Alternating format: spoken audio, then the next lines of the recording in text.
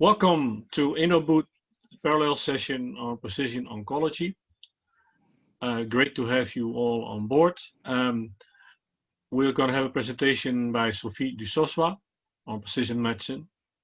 And first, before that, my name is John Schalke, working for Brisker, and I want to go over the practical things. In fact, you're free to unmute your video. We're gonna tape this meeting. We encourage you to use your video. That's nicer for the interaction with the presenter. It will be recorded for future reference. Only the people on the shared screen and the active speakers will be seen. If you have questions, please use the chat function in the participants menu, and we will make sure that Sophie gets to the questions. If there is any technical issues, you can give a call to Pedro. So again, welcome, and without further ado, I give the floor to Sophie Dusoswa from Roche. Thank you, John, for your introduction. And indeed, it would be great if you unmute your camera. It's nice. I really like to see your faces. Hi, everyone. Yes, my name is Sophie Dusoswa. I'm a medical doctor and almost PhD. And I'll start to tell a little bit more about myself, because I actually am a newbie in the field. I just transitioned to the other side, as people would say, especially my old colleagues, in July. And before that, I was working as a medical doctor in the VU Medical Center and at the Department of Neurosurgery. And before that, I was doing my PhD in the lab of Yvette van Koik in the Cancer Center in Amsterdam, working on immunotherapy for brain tumors. And so I was on this bumpy road you see on this picture to becoming a neurosurgeon. And it was actually going very well. And I still love the profession. And I think the brain is the most interesting organ. But somehow I was missing something, and I kept thinking about my research, about how treatments should become more personalized. And my dream scenario would really be to work towards, or to have in the Netherlands and in the world, a healthcare system which is more personalized and data-driven and focuses eventually, hopefully, not only on treatment, but also on personalized prevention. So basically, I jumped off the road into the hot air balloon, and I'm learning about the helicopter view of healthcare. And what I would like to get out of this session is to inspire you with my learning journey, and to also learn a little bit about you.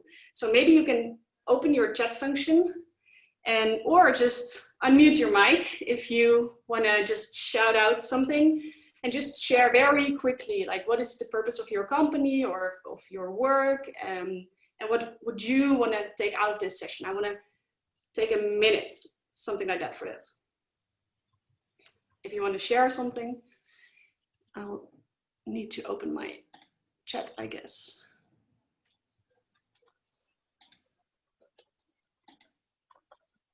I cannot see the chat, so. Someone dare to type something, or John, can you tell me? There's no, in the chat box, there's no questions. Oh, there's the first one.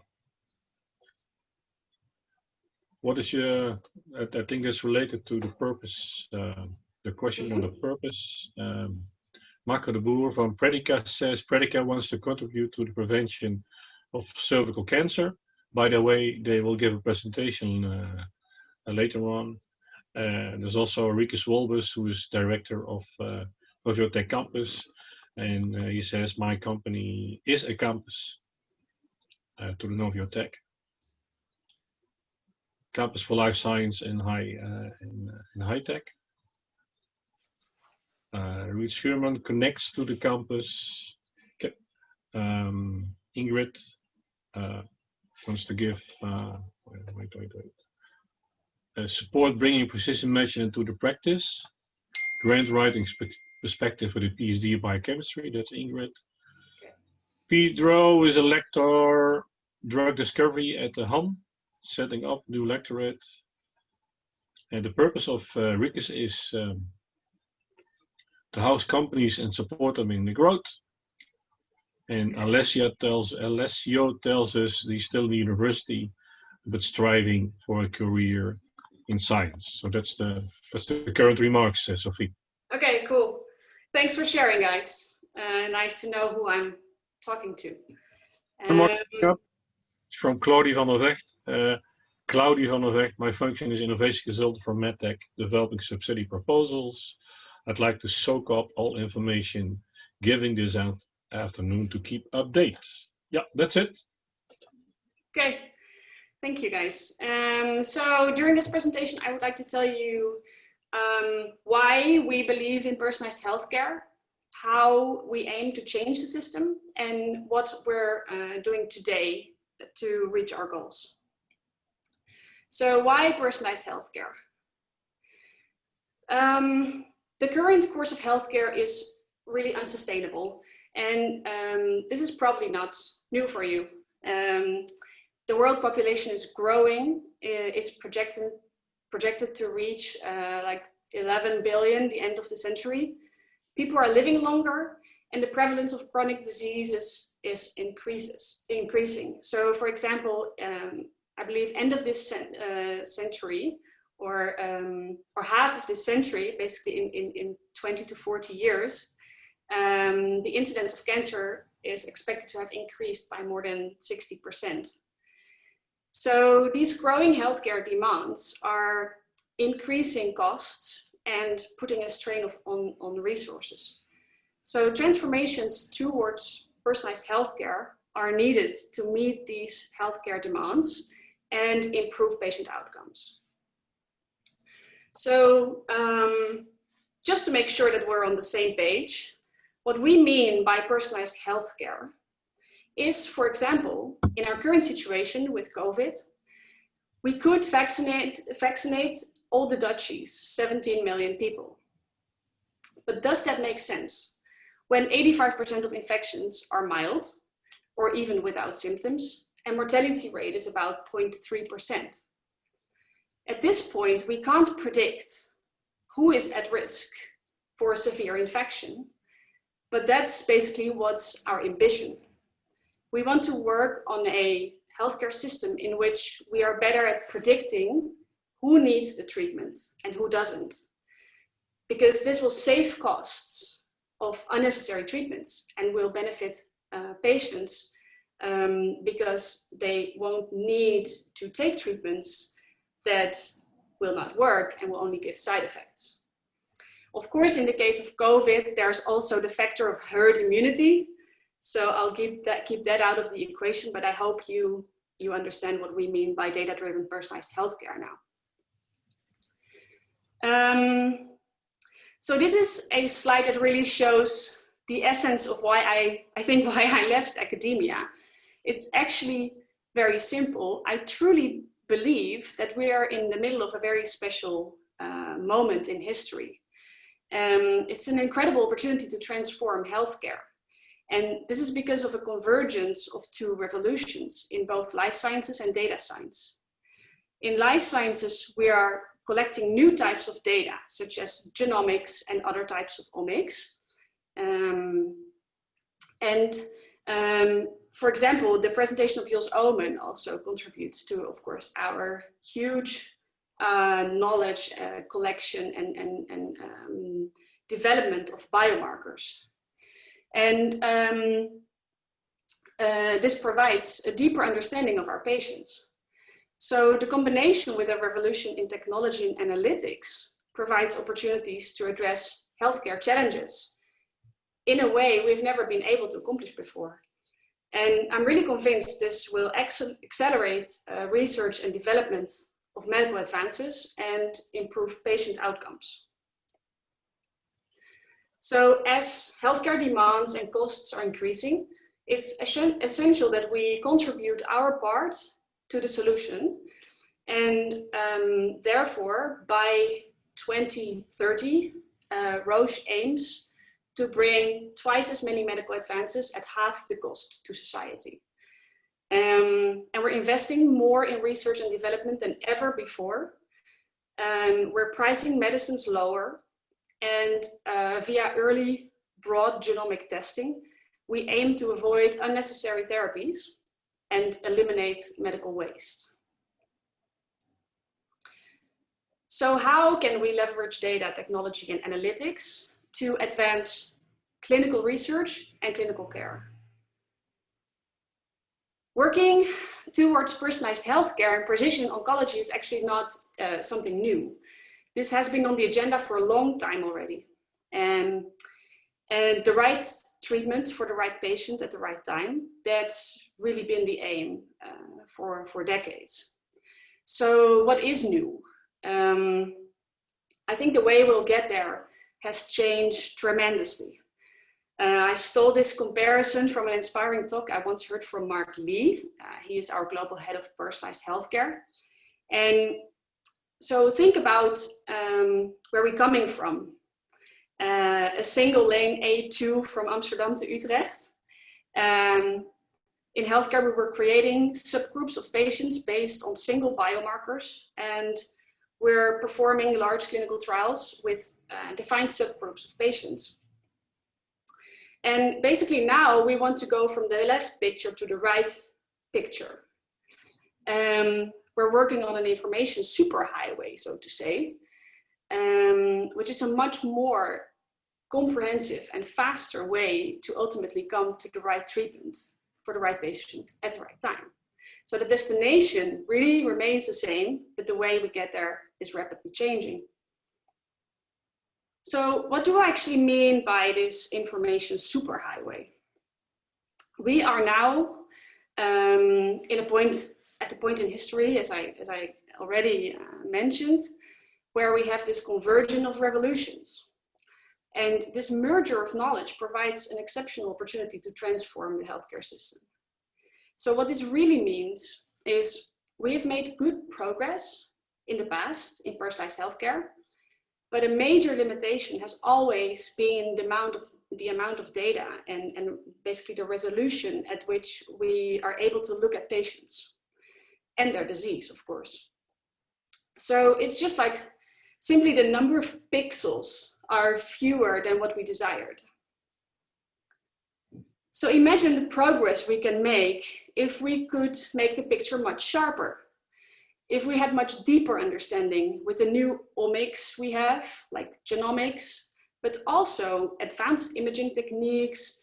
We're going towards digital pathology. We already have electronic healthcare records, but it's still very hard to actually extract their data. And of course, we have wearables. So the combination of all these data types could give us a much clearer picture, a higher resolution of each patient and their disease. And what we all intuitively or from actual experience in the clinic know is that every patient is slightly different or very different. And so if we can identify those differences and then specifically and especially the meaningful differences, we have the opportunity to truly personalize their treatment. So in addition, we will not only be able to have this clearer picture, but we are also going to be able to create similar pictures of many more patients than we've ever done before. And we can use the information to create a learning healthcare system. So using large data sets, we'll be able to identify patterns. And we could, for example, help to predict which patients will respond to a treatment and which will not. So the combination of high quality data in many patients is what we call meaningful data at scale. So Roche prefers this term over big data. And by meaningful data, we mean high quality data with a purpose. So to answer key scientific questions.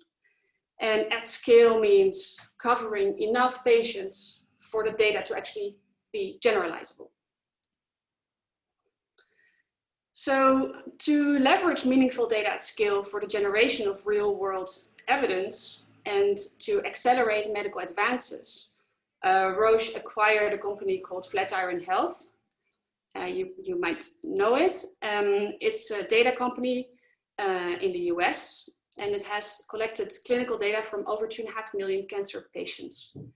And it has created an infrastructure to organize and analyze the data so researchers and regulatory institutions can learn from this experience and evidence basically from the real world next to the evidence that we create with clinical trials. So Roche actually uses this data for insight generation and research and development. For example, insights from this data could help in clinical trial design.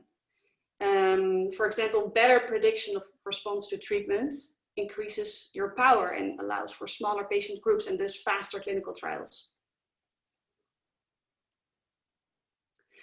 So our personalized healthcare approach is a continuous learning cycle of insight generation, supporting faster research and development, better prediction of response to treatment, and improved patient outcomes. And it's really driven by meaningful data and advanced analytics. And above all, of course, patients are really at the center of everything we do. So let me get a sip of water.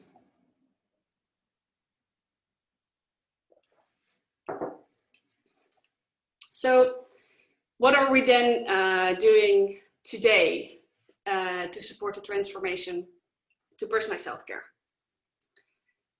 As I mentioned before, the desire to transform medical care into a more personalized form of healthcare is not new. The Personalized Healthcare Catalyst Alliance, of which Paul Iske will tell you much more later today, analyzed the potential of precision medicine in the Netherlands and scored basically the level of precision medicine from 1 to 4 in different disease areas. So they compared the status of precision medicine in the 90s versus today. And as you can see, we already made quite some progress. And this is in collaboration with Gupta, by the way, and Mobiquity. And so we still, we made quite some progress, but we still have quite also some room for improvement.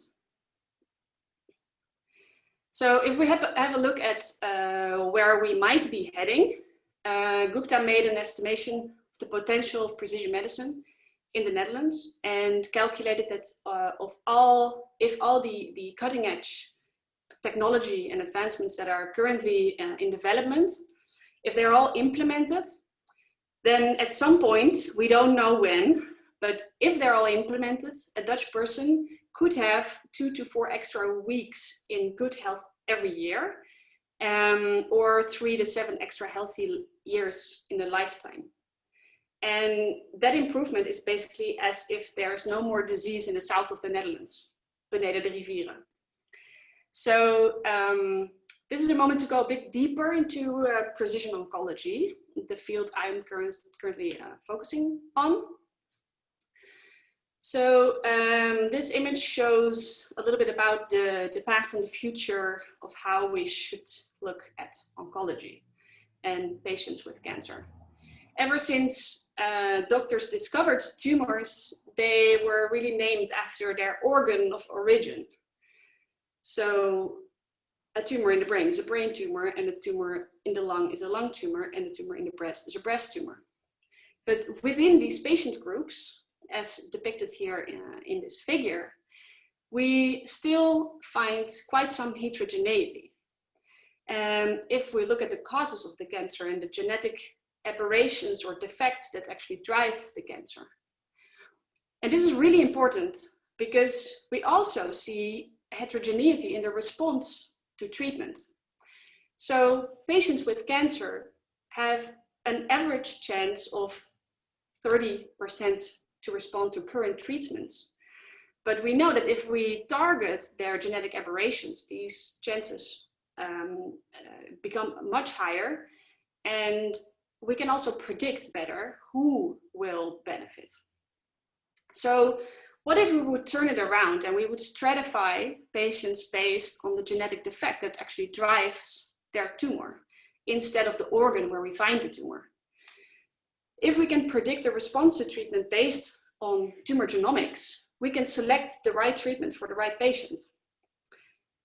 This is basically what we are working towards.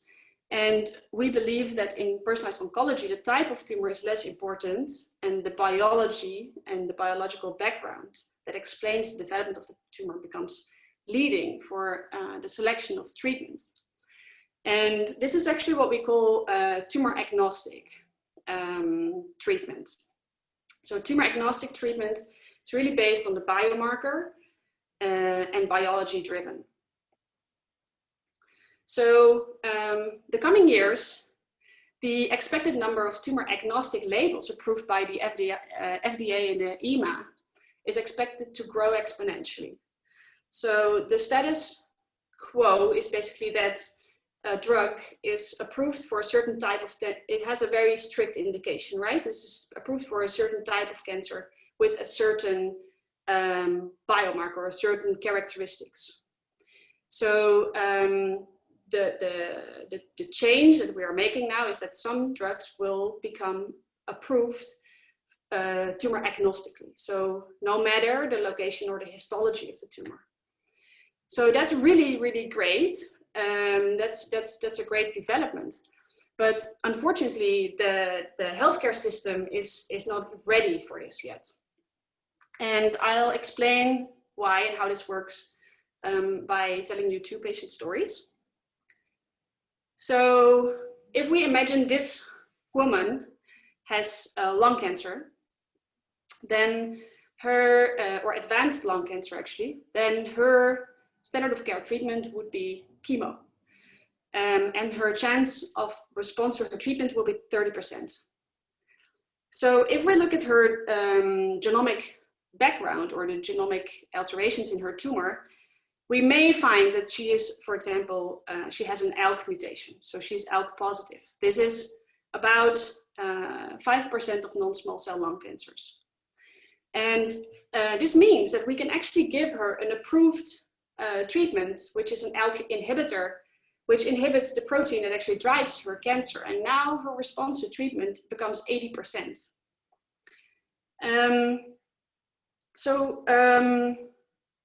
With chemo, her predicted survival would have been 1 year. Whereas with this ALK inhibitor, this targeted treatment, her survival might be 5 years. So that's a huge difference and a huge, huge benefit also of precision medicines. But what if we look at this woman and imagine that she has a breast cancer? We don't know if she might also have an ALK mutation. It's not in the guidelines to even test for ALK mutations. But if some doctor would be eigenwijs and just test for it, find an ALK mutation, then he would have a hard time actually prescribing her an ALK inhibitor because breast cancer is not part of the official indication. So it would be off-label used. It would not be reimbursed. And basically she doesn't really have the right for getting this treatment in the current system. So even if we would get her the treatment, for example, by means of a compassionate use program, get it financed, then we would still never know how she does, how did she respond, what's her survival. We cannot even learn from the case. So what we really need is a framework and a system where we can treat not based on tumor type, but based on genetic defects, and learn from also the results. So I just really think it's very strange that in our healthcare system, there is payment and reimbursement for treatments that work in 30%, so they don't work in 70% of cases. And the system is not willing to pay for a treatment that has a potentially an 80% chance of success based on the biology of the tumor.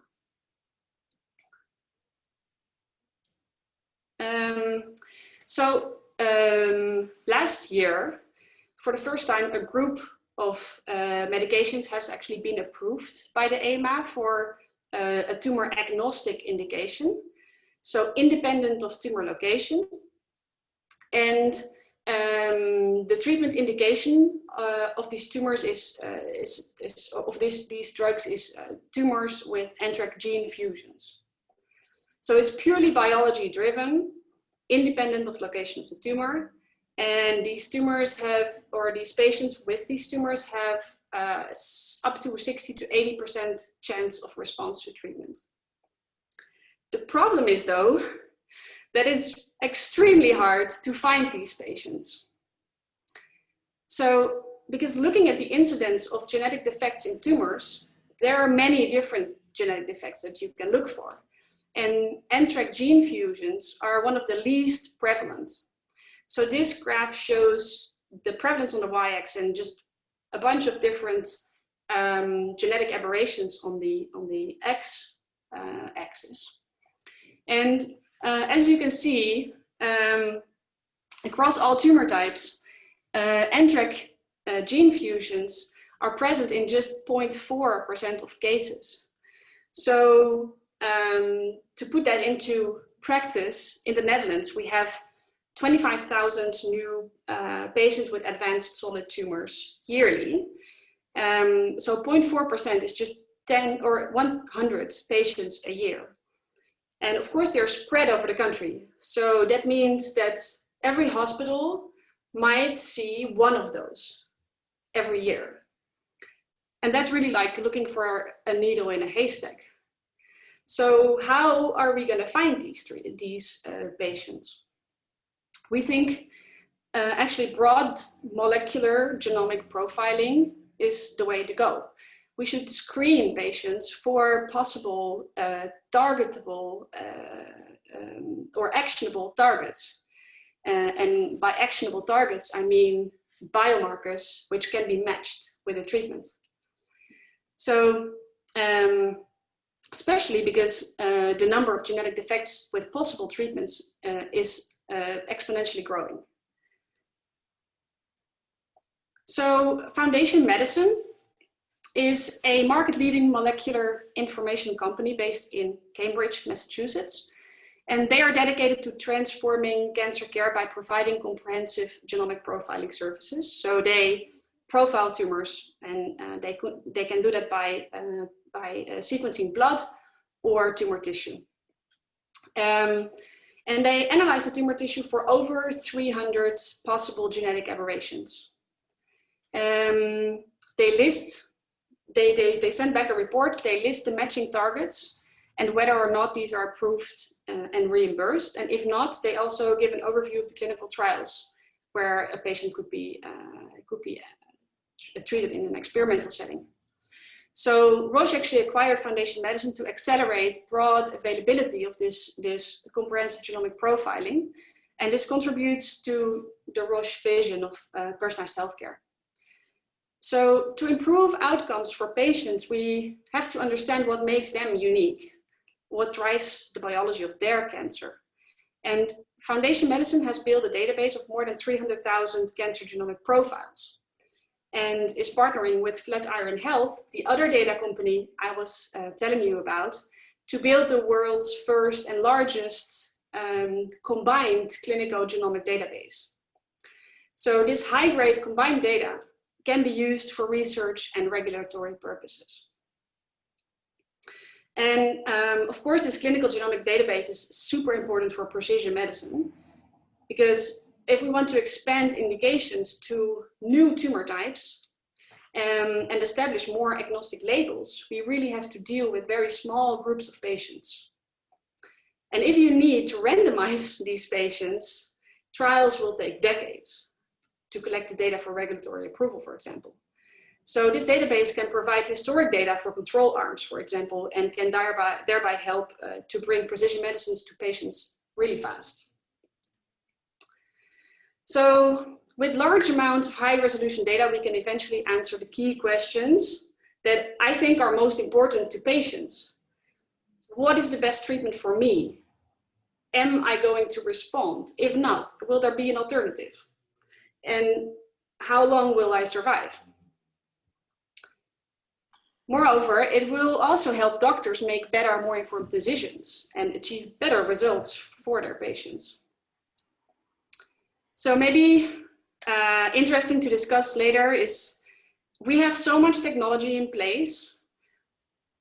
I'm wondering, and I'm learning, what is holding us back, and why is transition and implementation so incredibly hard? So the higher resolution pictures that we are creating come with huge amounts of increasingly complex data. And this really complicates decision-making in the clinic. So to help doctors apply all this knowledge for the best possible decisions for patients, we actually need clinical decision support tools, such as these reports from Foundation Medicine, but also algorithms that analyze, for example, advanced imaging data, or digital pathology, and also monitoring tools that can predict response to treatment and relapse of disease. So yeah, implementation of precision medicine at a larger scale really requires transformation of our healthcare system. And I think solving the biggest challenges really requires collaboration and partnership. If we want to change the system, we need to do it together. So with this, I would like to end, and eventually it's really actually a call to action. Please help us make the Dutch environment or healthcare system receptive for personalized healthcare so we can move on. And if you want, you can contact me on this email address or via LinkedIn, and I'm open for any questions. Yeah. All right, Sophie, thank you very much for a great overview. There might be a few questions. I see one question of Rikus Wolbers. Rikus, do you want to ask the question yourself? I think I can do that. Thank you, John. Thank you for your nice presentation. It was interesting to see what Roche is already doing in this area. But I was wondering that if you want to really be effective, you have to have access to all medicine, not only Roche's their medicine, but also of the other companies. And the other companies need to have access to the information Roche has. And I saw, first I thought, well, they have this company which they bought, Flatiron. Flatiron Health, yeah. Yeah, which is a very interesting company. So I thought, well, maybe you should do it together. Then I saw there was this other company, Foundation Medicine. Foundation Medicine, yeah. Yeah. And then I thought, well, that's nice. That's a public company. No, it's also bought by Roche. But how do you intend to go and treat all this information? And do you share among other pharma companies this information? Because I think you need all the input you can get in order to reach your ambition as Roche. I totally agree. Yeah. Yeah, so Foundation, so to start with, Foundation Medicine, really the report starts with the genetic aberrations, and then all of the targeted treatments that can possibly match. So not only drugs from Roche, from all companies. Yeah. So that's that. We of course cannot provide the drugs from other companies, but we can at least match the genomic profile of the tumor with the optimal compound. Yeah. And there is also support in terms of support for tumor boards in this decision-making process. So also Foundation Medicine has some program that they call Foundation Medicine More, and that's they do a lot of supportive things towards, for example, researchers, but always also clinical oncologists to help them really select the right target or treatment. Because sometimes, for example, if you have 3 aberrations or something, it's better to target a downstream target, or maybe this goes into a little too much detail. I don't know your background, but there is help with this clinical decision that's done usually also already multidisciplinary. And this company is owned by the Roche Group, but it's a separate legal entity, basically. So we also have Roche Pharma, Roche Diagnostics, Roche Diabetes Care, and then there's also FMI and Flatiron Health. Like independent, eh? So it's more or less independent, but still owned by a larger company. Yeah. So yeah, but they also collaborate with other big pharma companies. Yeah.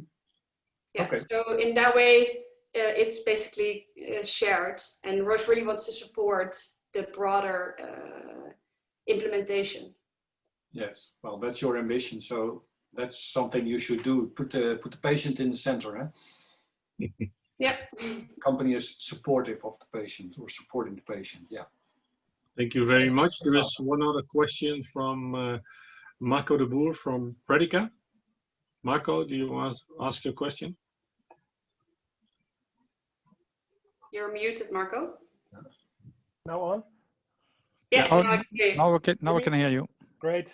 Nice to see you. Thanks a lot. Thanks a lot for your your story about genetic profiling, of course. I've started a startup where we want to do expression profiling. So the idea that we look at the expression stage of oncogenes. What are your thoughts about that? So I think that's, let's say... Like proteomics or RNA? On RNA based, yeah. RNA level.